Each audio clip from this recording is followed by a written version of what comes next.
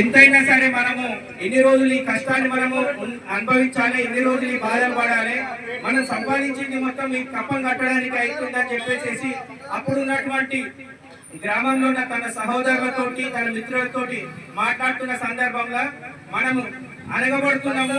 మనం ఎన్ని రోజులు అనగబడతాము, అనగబడడం కాదు, మనం తిరగబడ్డ నాడే మనకి ఖచ్చితంగా మనకి రాజ్యాధికారం వస్తుంది అని ఒక బడవు బలహీన వర్గాలకు సంబంధించిన ఒక బీసీ నేత ఆలోచన చేసిండు.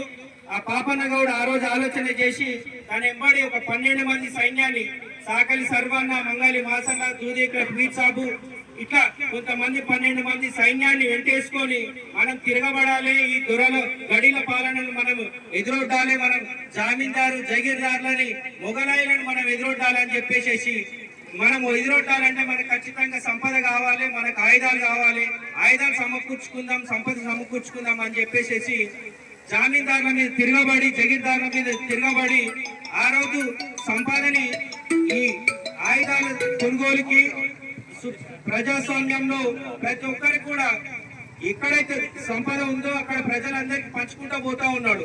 ఇట్లా సుభిక్షమైన పాలనను స్వయం పాలకుడు అంటే పాపనని సొంతంగా ఆయనే పాలించాలని, ఆయనే రాజు కావాలని నిర్ణయించుకొని ఆ వచ్చిన సంపదని అందరికి పంచుకుంటూ ఊరూర మండలాల వారిగా ప్రతి ఒక్క దగ్గర కూడా అంచెలంచెగా ఎదుర్కొంటూ ఆ 12 మంది సైన్యంతో 12,000 సైన్యం తయారు చేసిండు.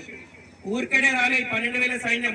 ఈ 12,000 సైన్యాన్ని సంపాదించడానికి, ఈ సైన్యాన్ని సమకూర్చడానికి ఎన్నో ప్రయాసాలు పడ్డాడు, ఎన్నో ఇబ్బందులు పడ్డాడు.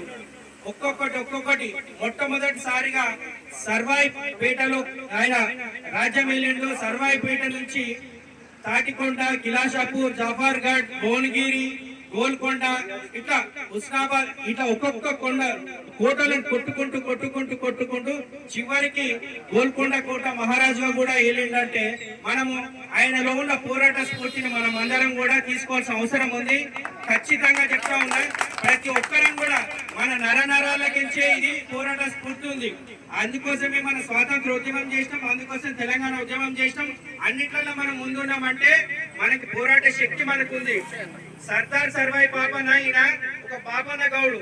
ఈయన చేసిన పాలనను చూసి ప్రజలు ఏమిచ్చారంటే వీరు సర్దార్ లెక్క పాలన చేసిండు కాబట్టి ఆయన సర్దార్ అన్నారు. ఆయన ఫస్ట్ వెళ్ళిన కోట ఏది అంటే సర్వాయిపేట. అందుకోసమే సర్దార్ సర్వాయి ఈ రెండు కలిసినాయి ఆయనకి.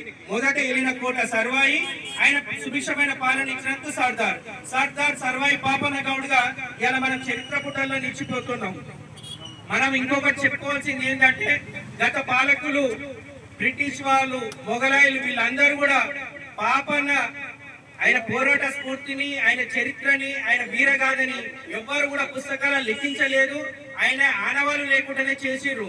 కానీ లండన్ ఆల్బర్ట్ మ్యూజియం వాళ్ళు వీళ్ళు చేసిర్రు. ఈయన ఏంది పాపన్న ఇక్కడి వీరుడు. పాపన్న తెలంగాణ రాష్ట్రంలో, భారతదేశంలో తెలంగాణ రాష్ట్రంలో కిలాషాపూర్ దగ్గర ఉన్నటువంటి సాధారణ కుటుంబంలో ఉన్నటువంటి పాపన్న దక్షిణ భారతదేశంలో ఎవరైతే వీరులు ఉన్నారో వాళ్ళ చరిత్రలు లండన్ ఆల్బర్ట్ మ్యూజియం లో కే గోయల్ గారి చరిత్ర రాసిరు.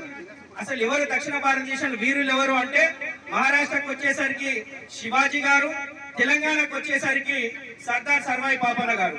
వీళ్ళిద్దరి చరిత్రలను కూడా వాళ్ళు పుస్తకాల్లో లిఖించి ఎందుకు వీళ్ళు ఈ చరిత్రలు తీసిరంటే భవిష్యత్తులో మనం రాజ్యం వెళ్తున్నాం, బ్రిటిష్ వాళ్ళు మనం రాజ్యం వెళ్తున్నాం, మనకంటే ముందు మొఘలాయిలు ఏలీరు, వీళ్ళ మీద ఎవరైతే తిరగబడ్డారో వాళ్ళ ఆనవాళ్ళు లేకుండా చేయాలి, ఈ చరిత్ర లేకుండా చేయాలి, అలాంటి వ్యక్తులు ఎవరైనా ఉన్నారా అని చెప్పేసి వీళ్ళు ఒక ఇన్వెస్టిగేషన్ టీం లెక్క తీసి వీళ్ళ చరిత్రని వీళ్ళు గొప్ప వీరులు అని.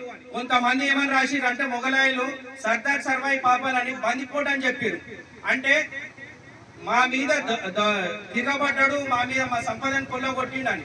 సంపదను కొల్లగొట్టి ఆయన ఏం తీసుకోలే, ప్రజలకే వంచిండు, సుభిక్షమైన పాలనను అందించిండు. కొంతమంది బ్రిటిష్ వాళ్ళు ఏమని అన్నారంటే సామాజిక బందిపోటు అని రాసిరు. కానీ వాస్తవానికి ఆయన సామాజిక బందిపోటు కాదు, నిజంగా బందిపోటు కాదు. ఆయన అనగారిన వర్గాలకు సంబంధించి ఆయన అనుస్తుంటే తప్పని పరిస్థితి తిరగబడ్డాడే రాజాయుడు. అంటే మనం కూడా ఏదైనా తప్పు జరిగినప్పుడు మనం ఖచ్చితంగా ఎదిరించాలి, దాని మీద కులంకుశంగా తెలుసుకొని ఆ సబ్జెక్టు మీద మనం ముందుకు పోవాల్సిన అవసరం ఎంతైనా ఉంది. పాపనని మనం అందరం కూడా స్ఫూర్తిగా తీసుకోవాలి. సర్దార్ సర్వాయి పాపన్న జయంతిని ఊర వాడవాడల మండలాల వారిగా జిల్లాల వారిగా ఆయన స్ఫూర్తిని యావత్ తెలంగాణ ప్రజలకు కూడా తెలియజెప్పాల్సిన అవసరం ఉంది.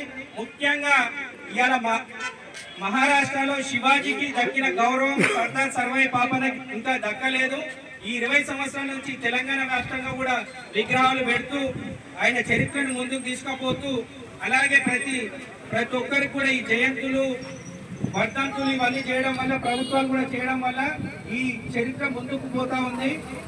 పాఠ్య పుస్తకాలలో కూడా సర్దార్ సర్వాయి పాపన్న జీవిత చరిత్రని పెట్టాలని మనస్ఫూర్తిగా కోరుకుంటూ నాకు ఈ అవకాశం ఇచ్చిన పెద్దలందరికీ మరొకసారి జోహార్ సర్దార్ సర్వాయి పాపన్న ధన్యవాదాలు తెలియజేస్తా ఉన్నా. ముఖ్యంగా ఒక చిన్న విషయం నేను మర్చిపోయినా, మా అన్న మా పెద్దన్న సర్దార్ సర్వాయి పాపన్న విగ్రహదాత మా చిల్కానగర్ లో నెడ్దాం భాస్కర్ గౌడ్ అన్న గారికి ధన్యవాదాలు తెలియజేయాలి.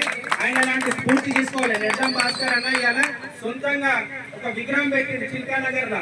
రేపు ఆగస్టు 18 తారీఖు నాడు మీరందరూ కూడా Chilkanagar SP petrol bunk main road పైన సర్దార్ సర్వాయి పాపన్న జయంతి ఉంటది. మేము అందరం కలిసి ఆర్గనైజ్ చేస్తాం. దయచేసి మీరందరూ కూడా ఇదే మా ఆహ్వానాన్ని మన్నించి మీరందరూ కూడా అక్కడికి రావాలని మనస్ఫూర్తిగా కోరుకుంటూ నాకు ఈ అవకాశం ఇచ్చిన పెద్దలందరూ కూడా ఉదయం 9:30 నుంచి 11:30 వరకు రేపే ఇక్కడికి వచ్చిన అందరూ కూడా బహుజనవాదులు అందరూ కూడా రేపు జయంతి కార్యక్రమానికి ఆ విగ్రహం దగ్గరికి రావాలని మీ అందరు కూడా ఆహ్వానం పలుకుతా ఉన్నాను. జోహార్ సర్దార్ సర్వాయి పాపన్న. థ్యాంక్ యూ అన్న. Thank you.